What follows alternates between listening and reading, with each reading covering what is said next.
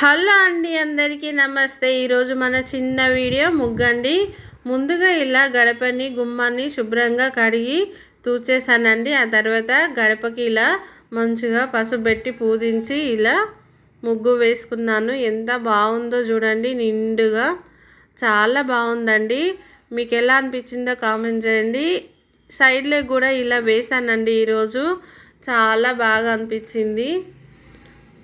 ఒకేలాగా వేస్తే కూడా మీకు బోర్ కొడుతుంది కదా చూడాలంటే, అందుకని కొంచెం వెరైటీగా ట్రై చేశాను ఈరోజు.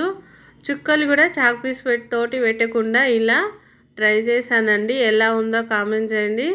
చూసారు కదా చుక్కల్ని, 7 చుక్కలు ఒకటొచ్చే వరకు చుక్క వదిలి చుక్క అండి. చూడండి. ఆ తర్వాత మధ్యలో ఉన్న 4 చుక్కల్ని ఇలా డబ్బా షేప్ లాగా గీసుకోవాలండి. చాలా చిన్న ముగ్గు, ఈజీగా కూడా అర్థమవుతుందండి. ఒకసారి ట్రై చేయండి.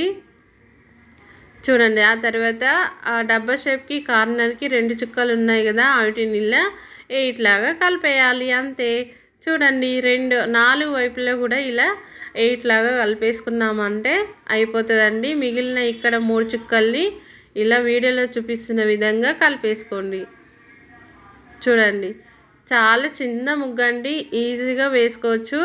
రాని వాళ్ళు కూడా తొందరగా నేర్చుకోవాలని ఇలా చిన్న చిన్న ముగ్గులు ఎంచుకొని మరీ వేస్తున్నానండి. చూడండి, కొంచెం సపోర్ట్ చేయండి. ఈ వీడియో మీకు ఎలా అనిపించిందో కామెంట్ చేయండి. మీకు నచ్చినట్లయితే లైక్ చేయండి, షేర్ చేయండి, మన ఛానల్ని సబ్స్క్రైబ్ చేసుకోండి. ఈరోజు గుమ్మం మట్టుకు చాలా నిండుగా అనిపించిందండి, చాలా బాగుంది. మీకు ఎలా అనిపించిందో కామెంట్ చేయండి. మీకు నచ్చితే ఒక లైక్ ఇవ్వండి. మీరు ఒక లైక్ ఇవ్వడం వల్ల ఇలాంటి వీడియోస్ ఎన్నో చేయాలనిపిస్తూ ఉంటుంది. అలాగే మన ఛానల్ కూడా ముందుకెళ్తూ ఉంటుందండి. కొంచెం సపోర్ట్ చేయండి. చూసారు కదా గుమ్మం ఎంత నిండుగా అనిపిస్తుందో. మరొక వీడియోలో మళ్ళీ కలుద్దాం. అంతవరకు సెలవు.